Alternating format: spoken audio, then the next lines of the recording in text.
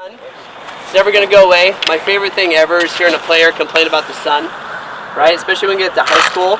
Oh, coach, I know it's going to be sunny today. All right, man. So, or like they're a senior and they run out to the field without shades on. But like if I show up to school, they have their hat backward and they have their shades like down here or something. And this is supposed to look cool, right? Like this is an accessory. This isn't need. So when we're playing, when we're working on outfield, the first variable I'd always want you guys to look at, if I was a coach and you guys are players, is, to me, there's a rule. The first thing you look at when you get to a field is what? Does anyone know? It's the sunset. The flag. The flag. It's the flag. Because we should know where the sun is. We should know kind of general idea whether we travel anywhere in the world. We should have a pretty good idea. However, we forget about the stuff we can't see, right? The wind. And so, like, we're all, when we're sitting on our couches, I can't believe the guy didn't catch the fly ball. Well, if you're at Chavez Ravine and you're looking through the third deck, and their seats, by the way, are like white or gray. I don't know who the heck, what genius thought of that one, right? But now you got sun coming through different areas. Now you have the wind. It's different wind when it gets up top above the stadium. So those are all the variables in a big league stadium, right? At a place like this has its own different climate. Like this place is crazy. It sits down in this little corner. The wind just rips through this mountain range. We'll be the only team that plays in Northern California some days. People call me Nate, we're not playing today. Yes, we are. The rain's gonna miss us, I'm telling you. So when you're in the outfield, you're thinking about all these things.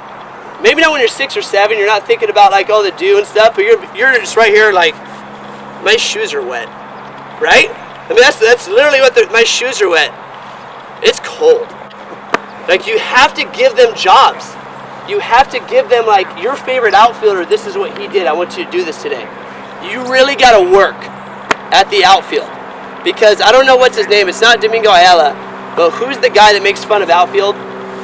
It's the guy that makes fun of Kent Murphy, right? Kent Murphy makes fun of bunting. Yeah. Right, he's like, thanks Kent, dude, it's freaking like a great thing to like teach people, but I guess it's not cool anymore to win. But when you're in the outfield and you're in Little League, especially if you're in right field, someone at some point has told you it's not cool and you suck, right? Unfortunately, there's just that label of the right fielder in Little League for the last 100 years that you're not very good. However, in travel ball, if you guys know where I'm going with this, how many people get thrown out from right field all the time, right? You're spending $1,000 a month so the little Tommy can learn how to hit the ball the other way. Hits a laser, hit the ball too hard. Right to the right fielder, one hop. That guy's so pumped up, and he's out by 20 feet, right? In Little League, you can do that. You could talk about, you guys have to understand, talking about transferable skills, the ground ball, it plays in the outfield as well. So my biggest point is you guys are not necessarily training outfielders or infielders, you're training baseball players. So that's the thing, is they all need to be able to play multiple positions.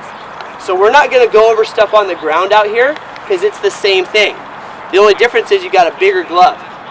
All right? And because you're kind of charging at the ball, we need to have our glove open. There is more margin for error. So again, we need to make sure our eyes are kind of behind the glove and we're really tracking it. That's kind of a basic overview of the way I would talk about the outfield. You have to really, really make sure the outfield understands they are important and you're not just throwing people out there. Because you guys have been there, right? Just a game-saving catch in the outfield, there's like almost nothing cooler than that. Where someone just actually takes a good route right to the ball, catches it, dives, and just, like, it's unbelievable, right? Like right there, you're like, okay, I'm cool to coach one more year. Like if that guy can do that, like I can do it one more year. That was a cool memory, all right? So to set that up, there's a way I think to do it and train it and to make it fun. We did it last year, and so it's just touchdown Tommies. That's what we call it, all right? I was doing a camp about 2 or 3 years ago. Oh, it was longer than that. Vernon Davis was on the Niners catching touchdowns, so it was definitely longer than 2 years ago. I show up, and it was just a weird vibe with the camp. We needed to make it fun. And so it says, hey, we're going to catch touchdowns today. And so you use cones. You have a visual aid. But we're going to have kind of 3 different groups here. If you guys can get it to where the players throw the ball, that another player goes and catches it, now you can coach. Now you're actually working on throwing accuracy, You're throwing to a moving target. It's fun.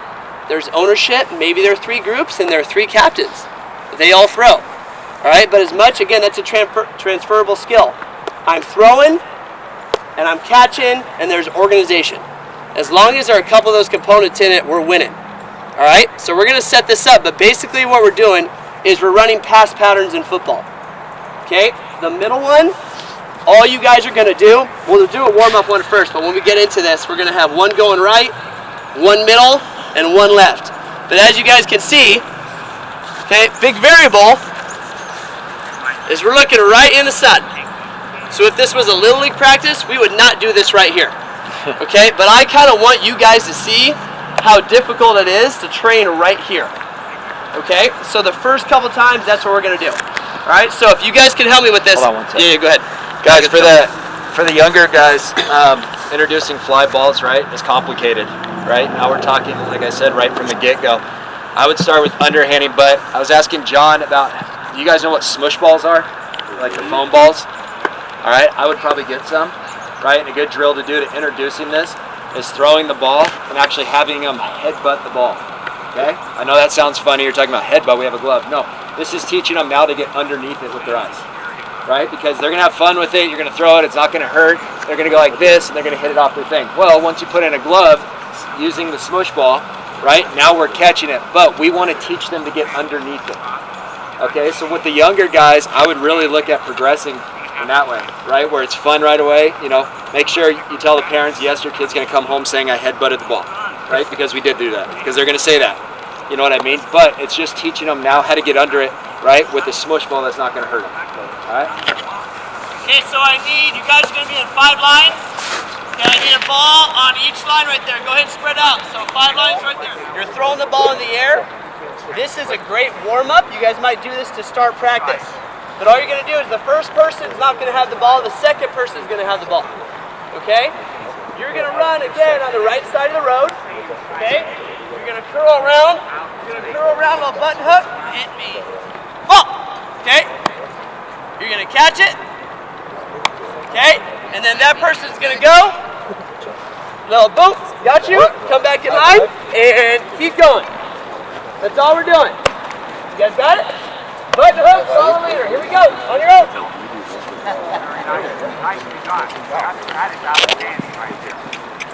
Just have that glove up when you're coming around. Okay, we got an out pattern here.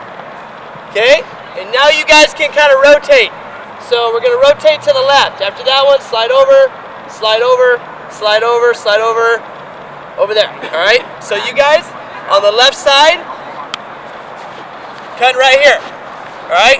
Drawing up a little play in the dirt, like when we were kids, all right? Going long, that means different things for different people. Communicate to your quarterback, okay? Little buddy, right here, we're looking for a possession right here. Just nice and easy like we did, all right? We're stretching the field, we're going long again. You can figure out what we're doing on the right one. Going to the right, okay? Right on the right. Left on the left, a possession in the middle so we don't have people getting hit, all right? And 2 long ones right there. You guys good? Yes, yes, so we're going to go from that line, after you've already made one, you're back, to that line, to that line, to that line, to that line. Yeah. Yeah. So your ball stays in the line. So let's say I'm going to the right, I catch it. Right, come over here, flip it, now go to that line. So if you guys want, you have a couple balls on the ground, you can kind of add one more ball to each line just to keep the tempo going. Go ahead. No.